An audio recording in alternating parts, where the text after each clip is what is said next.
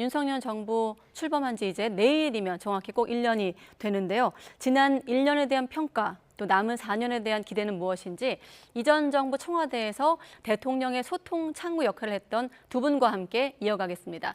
김행 전 청와대 대변인, 또 박수현 전 청와대 국민소통수석과 함께하겠습니다. 안녕하십니까? 안녕하십니까? 안녕하십니까? 네. 두 분 나오셔서 마침 또 대통령실 속보도 나오는데 네. 하나씩 좀 맞물려서 연결해서 제가 질문을 드리기로 하고 본격적인 좀 말씀 나누기 전에 짧게 국민들도 좀 평가가 엇갈릴 것 같은데 지난 1년이 길었습니까? 짧았습니까? 네. 저는 이제 개인적으로 굉장히 길었다 그런 생각이 드는데 왜냐하면 이제 3월 달에 선거 끝나고 예. 저희는 바로 지방선거 6월 1일 지방선거 준비했었는데 네. 그때 이제 공천위원회를 했어요. 그래서 2달 동안 공천 작업하냐고 바빴고 그 끝나자마자 이제 이준석 대표 체제가 무너지고 이제 비상대책위원회가 출발하지 않았습니까? 네. 그래서 이제 비대위원으로 6개월 있었고 그러면서 이제 뭐 가장 중요한 것이 이제 대야 뭐 글쎄 대야 투쟁이라고 해야 될지 뭐 아무튼 그러다 네. 보니까 지금 윤석열 정부 1년보다는 대통령 선거 시즌 2를 지난 1년 동안 보낸 것 같아요. 아, 대통령 선거 시즌 2. 네, 아직 대선이 안 끝난 것 같아요. 아, 예. 네. 오히려 어찌 보면 야당 패널인 제가 지난 1년이 굉장히 길었다 이렇게 답을 해야 될 것 같은 분위기인데 길다고 하셨으니까 저는 짧았다 이렇게 그러세요? 말씀을 바꿔보겠습니다. 네. 사실 지난 1년 동안 물론 새로운 정부가 들어서서 국정의 방향을 수정하고 전환하고 비전을 세우기 위해서 굉장히 많은 일들이 있을 수밖에 없죠. 그러나 국민들이 그걸 보실 때 국정의 방향을 변화하면서도 어쨌든 안정감이 있고 뭐 이런 여러 가지 사건 사고가 좀 없고 이랬어야 되는데 굉장히 대통령의 어떤 말 실수로부터 시작한 우왕좌왕이나 또 이런 정책이 또 수정 과정에 생기는 것인지 모르겠습니다만은 국민들이 여론조사에서 명확히 나타나는 대로 지금 경제에 대한 걱정이 굉장히 많거든요. 네. 이런 것들을 워낙 많은 일들이 있었기 때문에 저는 볼 때 지난 1년이 사실은 굉장히 아주 숨가쁘게 빨리 짧게 지나간 것 같다 이렇게 답변을 드리겠습니다. 네, 알겠습니다. 기대 이상의 답변이었는데 국민 여러분들, 시청자분들의 평가와 한번 두 분의 해석을 비교하면서 지난 1년을 한번 같이 돌아보겠습니다. 일단 어떻습니까? 지금 1주년 기자회견도 결국은 건너뛰는 것 같은데 이례적인 건가요? 아니죠. 이명박 대통령께서도 안 하셨죠. 이제 박근혜 대통령은 하셨어요. 문재인 네. 대통령께서도 하시고. 그러니까 이례적이라고 볼 수는 없고요.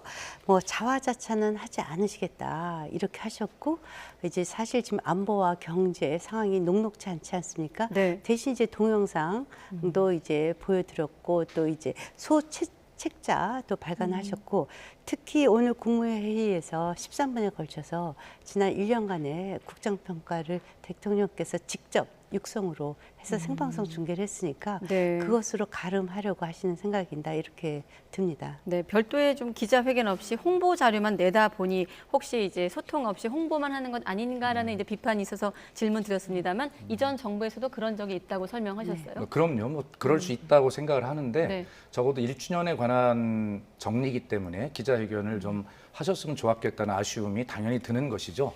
지금 말씀하신 대로 홍보와 소통은 전혀 다른 개념입니다. 홍보는 정부 정책이나 성과에 대한 일방적인 광고라고 한다면 네. 소통은 그것을 국민께서 어떻게 느끼는지를 다시 한번 들어보고 그것을 피드백해서 다시 방향도 수정하고 여러 가지 보충할 수 있는 그런 기회가 되는 것 아니겠습니까?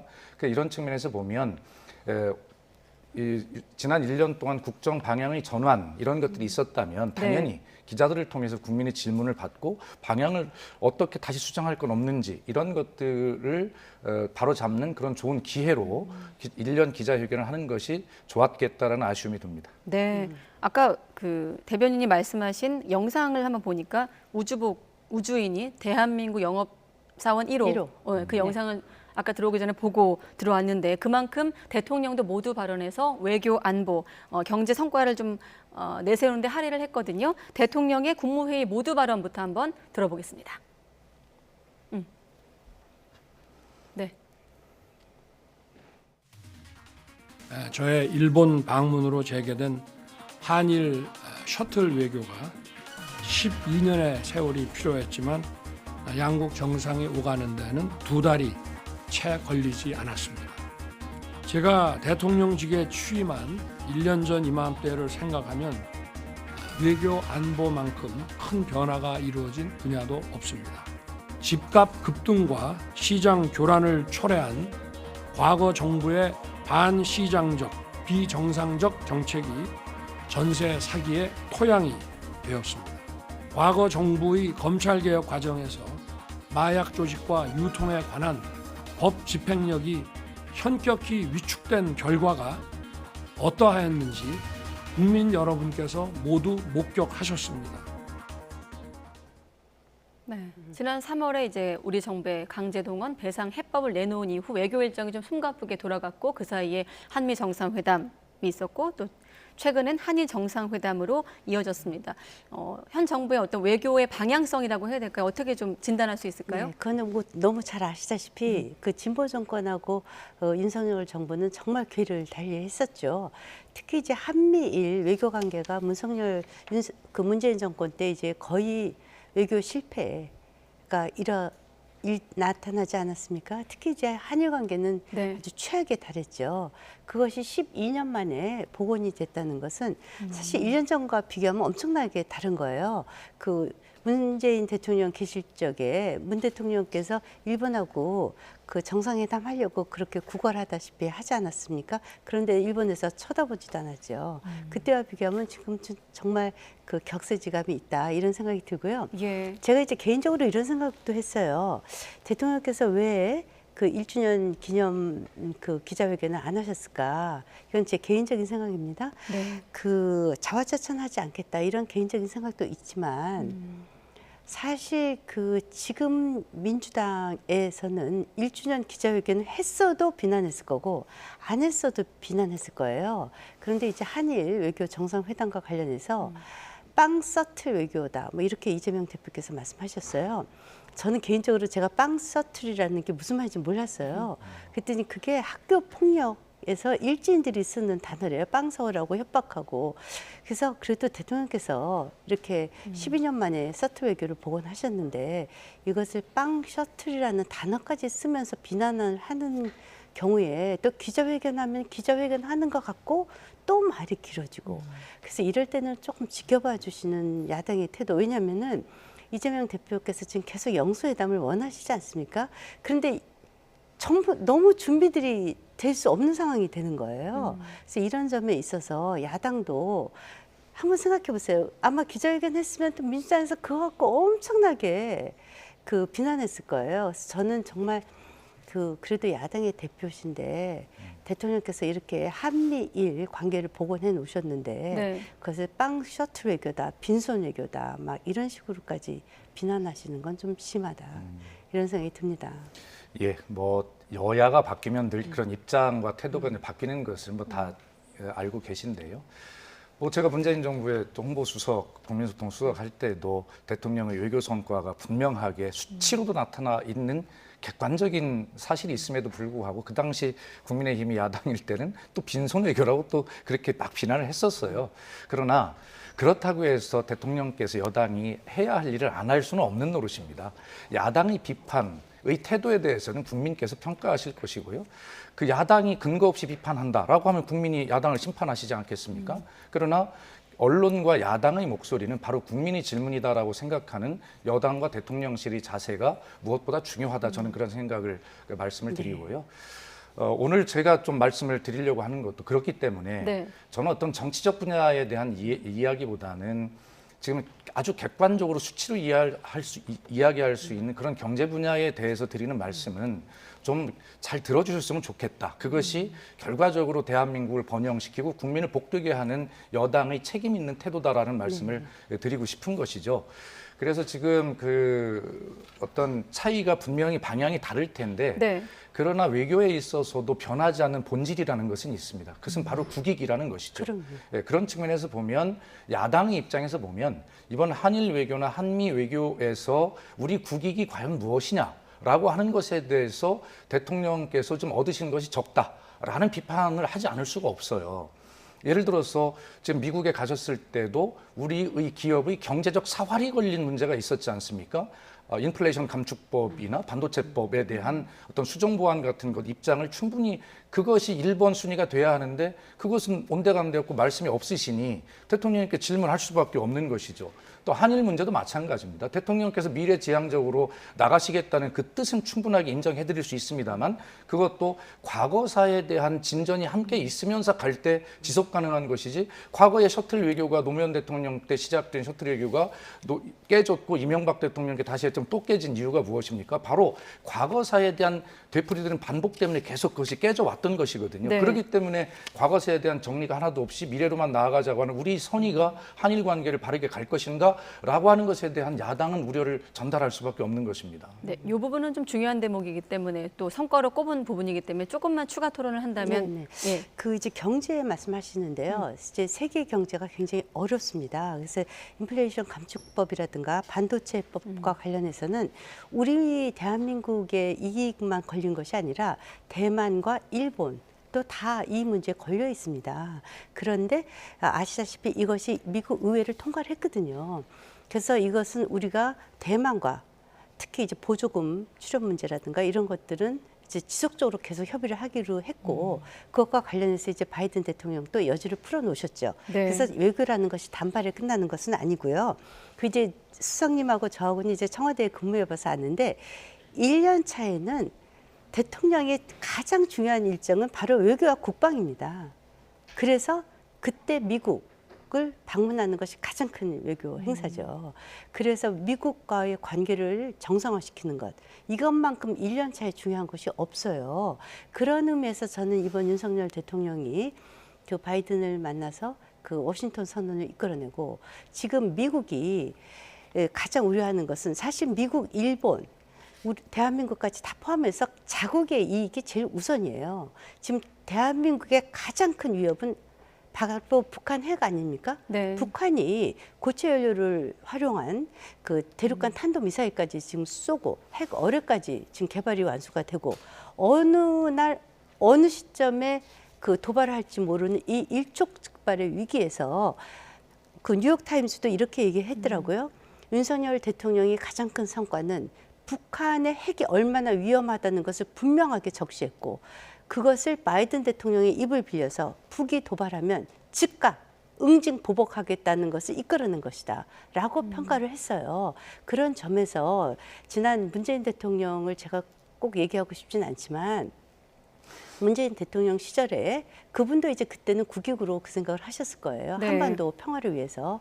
그런데 그분이 말씀하셨던 종전선언을 이끌어낸다라든가 한반도 비핵화라든가 평화의 상시체제 이런 것이 다 실패하지 않았습니까? 그 기간 동안 북은 탄도미사일을 개발해서 미국의 본토까지 침투할 수 있을 정도로 기술력을 다 완비해놨어요.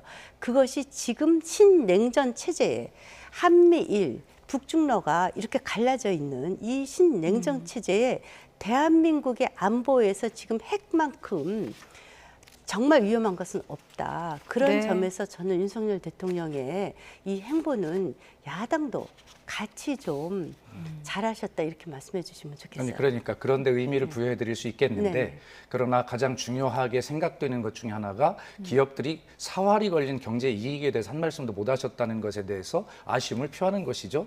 그리고 아까 우리 김행 대변인께서 문재인 대통령 시절에 정권에서 한미 관계가 거의 최악이었다라고 말씀을 하셨는데 무슨 근거로 그런 말씀하셨는지 저는 궁금하고요.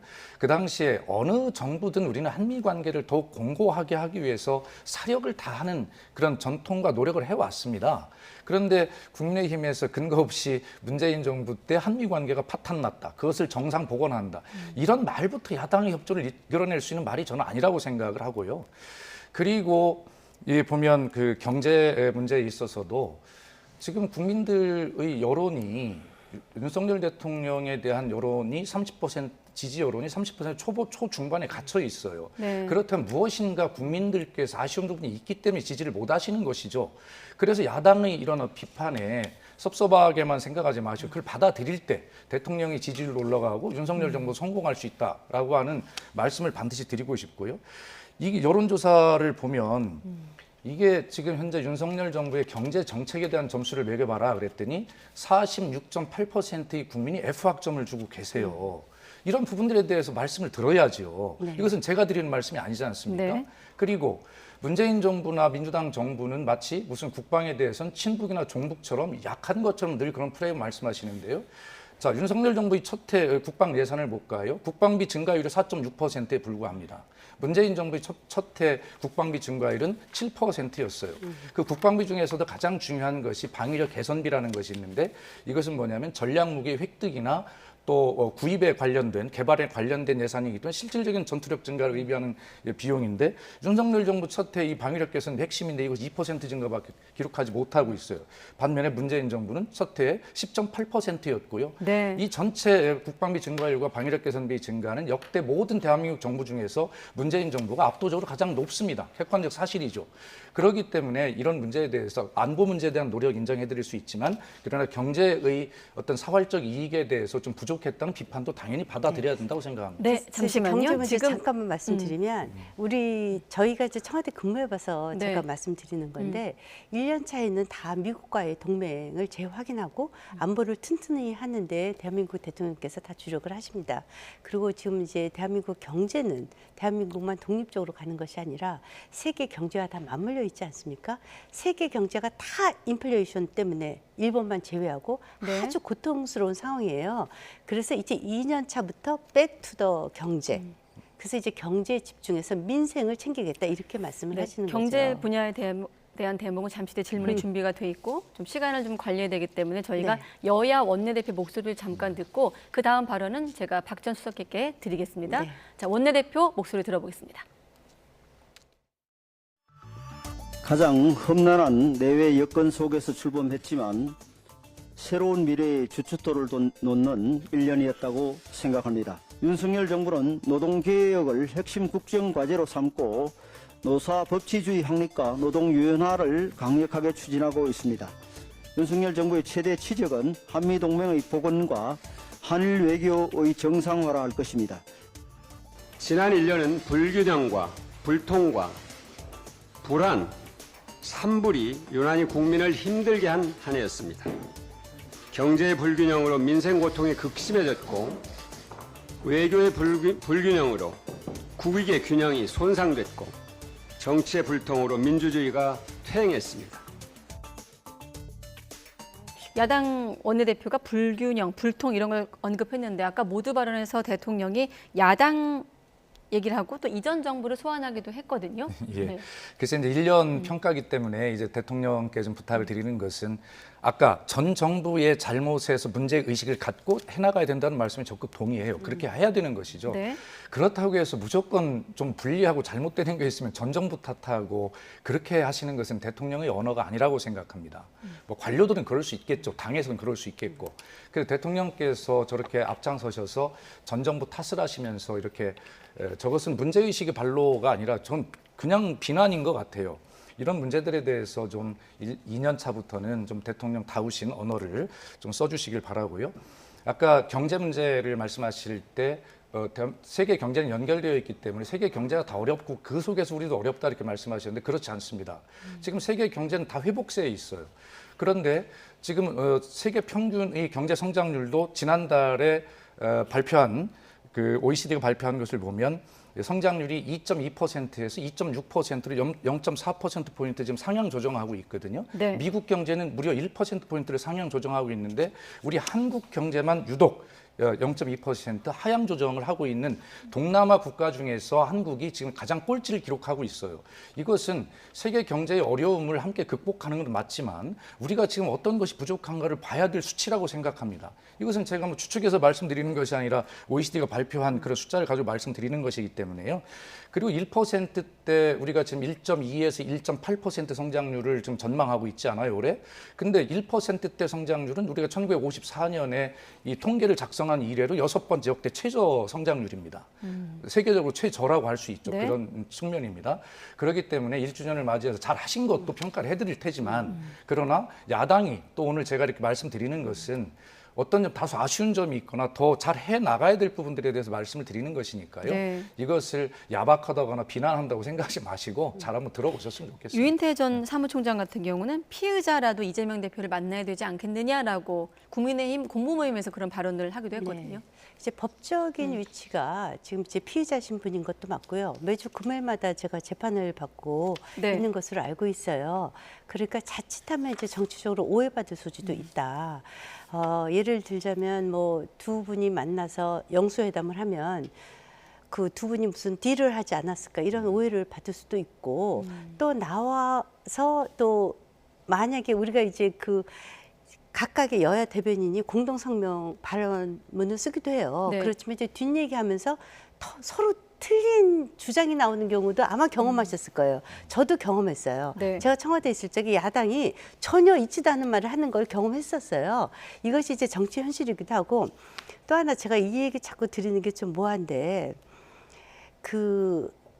제가 아까도 말 자꾸 하기도 싫은데 대통령한테 그 일진이 쓰는 용어를 쓰면서까지 대통령한테 이렇게 비난을 하는 것은 정말 적절치 못하다. 저는 빵 썩트리란 말을 처음 들었다니까요. 오죽하면 물어봤다니까요. 그때 일진들이 학교 폭력 때문에 쓰는 단어래요. 그런 걸 대통령한테 쓰면 저분이 과연 그 윤석열 대통령을 만나서 대화를 나누고 싶으신 분인가 이런 의심을 하지 않을 수가 없어요. 대통령 모셔보셔서 아시겠지만 대변인들은 그 옆에서 모든 발언을 적습니다. 그리고 그 말이 또 이 적는 거하고 말로 할 때 그 뉘앙스가 굉장히 다르게 전달되기도 해요. 그 부분을 가장 걱정하지 않습니까? 그래서 영수회담은 상호 간의 신뢰가 전제되지 않으면 상당히 하기가 어려워요, 여야 간에. 그 신뢰를 만들어야 되는 그 책임에서 대변인님께서 일단 야당에게 책임을 물으시는 것 지금 같고 이제 네. 일단 피의자 신분이라는 거 그 점을 지적하지 않을 수 없고. 예, 뭐 그런 부분이 현실적인 이유가 네. 있을 겁니다. 네, 저희도 있어요. 그런 생각을 네. 하게 되고요. 네. 그래서 저는 뭐 방송에서 여러 차례 말씀을 드렸습니다만 그래도 여야가 이제 대통령께서 만나셔야 되지 않습니까? 네. 그렇다면 박광원 원내대표가 선출된 계기에 또 한미 정상회담이나 한일 정상회담의 성과를 또 늘 여야에 국회에 설명해오던 관행이 그럼요. 있기 때문에 그래서 여야 원내대표를 초청해서 그런 대화를 먼저 시작하는 것이 아주 현실적이겠다는 말씀을 드린 적도 있지만 네. 또 박광원 원내대표로서는 당 대표가 먼저 하는 것이 맞다라고 계속 이제 뭐 겸손한 태도를 보이고 있는 것 아닙니까? 언젠가는 뭐 그런 어떤 현실적인 기반을 위해서 현실적 방법으로 야당과의 대화가 풀리리라 생각을 합니다만 네. 그런 결단을 대통령실에서 좀 더 빨리 좀 하고 야당을 좀 설득해 주셨으면 좋겠다는 그래서 생각합니다. 이제 대통령께서 이제 해외 순방 다녀오시면 오부 요인은 모셔서 다 해외 순방의 성과를 말씀을 하죠. 그래서 이제 그 여야 원내대표와 김진표 의장님 모시고 다 설명하려고 했었던 것을 그냥 사실 당이 대표와 원내대표 투탑 체제이지 그 서열 구조는 아니지 않습니까? 네. 그러니까 일단 당을 책임지고 있는 원내대표끼리라도 먼저 만나시면서 신뢰를 회복하는 게 좋겠다 이런 생각이 듭니다. 네, 오늘 유난히 시간이 좀 부족하네요. 두 분이 그렇습니까? 오랜만에 리스크 나오셨는데 시간이 많이 부족해서 좀 서둘러 질문 드리면 일단 두 분 다 국민과의 소통을 담당하신 경험이 있기 때문에 현 정부가 사실 취임과 동시에 워낙 강조했던 부분이 소통 아니었습니까? 하지만 6개월 만에 도어 스태핑이 중단되는 과정도 지켜보셨고 뭐 그런 과정에 설화도 있었고 또 외교 어떤과 연결해서 바이든 날리면 뭐 이런 논란으로 빚어진 언론과의 갈등으로 비화되기도 했는데 일단 지금 시점에선 재개할 기미가 보이지 않고 있거든요. 소통과 관련해서 특히나 이제 언론에 관련한 질문을 드린다면 어떻게 평가하십니까? 글쎄 이제 도어 스태핑을 한 6개월 정도 하셨잖아요. 그건 사실 기적 같은 일이에요. 왜냐하면 대통령께서도 그 얘기 하시더라고요. 저희는 이제 지금거리에서 대통령 모셔보서 아는데 네. 사실 이제 도어 스태핑 준비하시느냐고 그 6시에 일어나셔서 8시까지 준비를 하셨대요. 그러니까 이제 사실상 그 매일 도어 스태핑을 하시는 것은 굉장히 의욕에 차셨던 것 같은데 아무튼 뭐 MBC와의 불미스러운 일로 네. 중단이 됐습니다. 그래서 이제 도어 스태핑 형태는 아니더라도 좀 더 국민과의 잦은 소통 대화를 갖는다는 것 이것은 뭐 그 대통령도 선출되신 분이니까 당연히 국민들께 설명을 드려야죠. 그런 기회는 좀 더 많아질 것으로 보여집니다. 네, 그렇습니다. 저는 도어 스태핑을 처음 시작하실 때 굉장히 파격적으로 잘하신다는 평가를 제가 언론에 해드린 그러셨을 적이 거예요. 있거든요. 네. 다만 형식은 잘 차용하셨을 때 그 내용을 어떻게 잘 채워갈 것인가 관건이라고 제가 예상을 네. 했었는데요. 이게 이제 대통령의 말씀이라는 것은 불가역적입니다. 사실 현실적으로 보면. 그런데 대통령께서 아침에 참모들과 또는 어떤 정부와 여당과 시스템 없이 그냥 혼자 준비를 열심히 하셔서 답을 해놓으셨단 말이에요.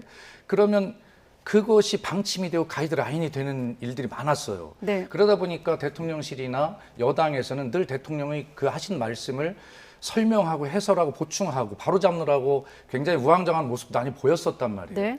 그래서 그런 부분만 좀 새롭게 좀 한번 보완하셔서 저는 이 도어 스태핑이라고 하는 것을 기왕 시작하신 것이니까 다시 한번 더 잘 하셨으면 좋겠다라는 네. 생각을 하고 있습니다. 고맙습니다. 알겠습니다. 지금 한 3분 남았는데 지지율 관련해서 좀 조사 결과 취임 1주년 국정 지지율 조사 결과를 쭉 보여주시고 그 안에 있는 키워드를 통해서 두 분께 좀 질문을 드릴 수 있을 것 같습니다. 아까 경제 문제 말씀하셨는데 어떻습니까? 지난 정부 이 소득 주도 성장, 소주성 대신에 이제 시장 중심의 정책을 앞세웠는데 사실 평가를 보면 부정 평가가 63.5%로 경제 분야가 나오고 있거든요. 뭐 외교라든지 안보의 분야의 어떤 성과를 꼽는 것과 대비되게 좀 경제 분야는 특히나 민생 정책이 실종됐다는 게 야당의 비판인데 어떻게 보십니까? 실질적으로 아까 이제 세계 경제가 좋아지고 있다. 그런데 네. 그렇지는 않고요.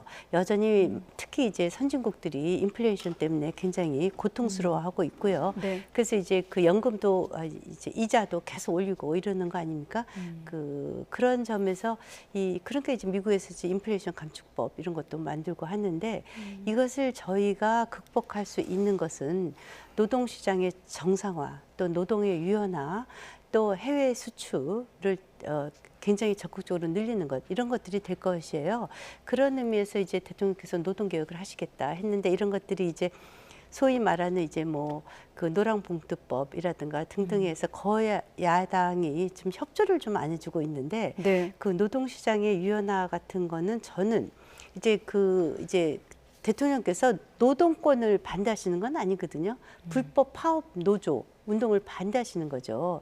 이런 것에는 이제 마침 나오셨으니까 야당도 좀 뜻을 같이 해줘서 우리 시장에 외국의 자금이 흘러올 수 있도록 네. 시장의 개방성을 갖고 국제 스탠다드에 맞는 시장의 그 게임의 룰을 정상화할 수 있는 그런 국가 시스템이 되면 대한민국을 믿을 수 있는 국가로 국제사회에서 인정을 하고 자금들이 흘러 들어오고 또 이제 마침 해외 기업들이 국내에 들어오는 것이 시그널로 지난 3, 4분기부터 나온다고 산업부에서 발표를 했어요. 네. 그런 것들이 이제 올해 좀 더 많은 시그널로 해외 기업들이 들어올 수 있지 않을까 그런 생각을 합니다. 예, 하여튼 안타깝게도 아까 말씀드렸지만 지난 4월에 한길리스트가 조사한 국민 여론조사에 따르면 국민의 46.3%가 윤석열 정부의 경제 정책에 F학점을 주고 있다는 통계를 말씀을 드리고요.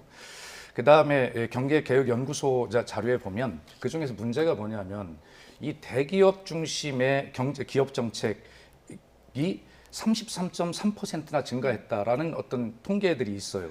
반면에 중소기업 중심의 경제정책은 무려 17.9%가 지난 정부와 비교해서 이렇게 낮아졌다는 통계가 제시되고 있기 때문에 네. 이 경제정책의 방향이 맞는 것인가에 대해서 심각하게 한번 고민을 해보시기를 저는 권고를 드리고요. 그다음에 역대 지금 최대 수출 적자를 기록하고 있어요. 관세청 자료에 따르면 현재 윤석열 정부 가장 초기인 지금 마이너스 633억 달러의 수출 적자를 기록하고 있는 문제는 큰 문제입니다. 그래서 이런 문제들을 관심을 가져주시고요. 2023년 올해 11년 만에 2개월 연속 경상수지 적자를 기록하고 있다는 것은 충격적인 일입니다. 그래서 이런 어떤 경제 지표 이런 것들에 관해서 지금 말씀하신 대로 뭐 노동시장의 개혁도 좋습니다. 당연히 해야 될 일이겠죠. 네. 또 야당의 협조도 필요할 것입니다. 그러나 무엇보다 지금 윤석열 정부의 경제정책, 기업정책이 혹시 방향을 잘못 잡은 것은 아닌지라고 하는 것에 대해서 심각하게 검토해 볼 필요가 있다고 생각합니다. 그래서 그런 의미에서 여야 원내대표라도 대통령과 먼저 만나셔서 심도 있는 대화를 하시면 좋겠다 이런 네, 생각을 합니다. 알겠습니다. 시간 다 돼서 제가 단답형으로만 이제 4년 남았거든요. 다 버리고 하나만 골라야 된다 그러면 어떤 걸 골라야 된다고 보십니까? 뭐 경제 당연히 경제입니다. 경제죠 역시. 네, 알겠습니다. 두 분 다 경제를 꼽으셨는데 앞으로 4년 아까 대통령실에서 초심을 언급했는데 함께 지켜보기로 하겠습니다. 김행 전 대변인 또 박수현 전 국민소통수석과 함께했습니다. 고맙습니다. 고맙습니다.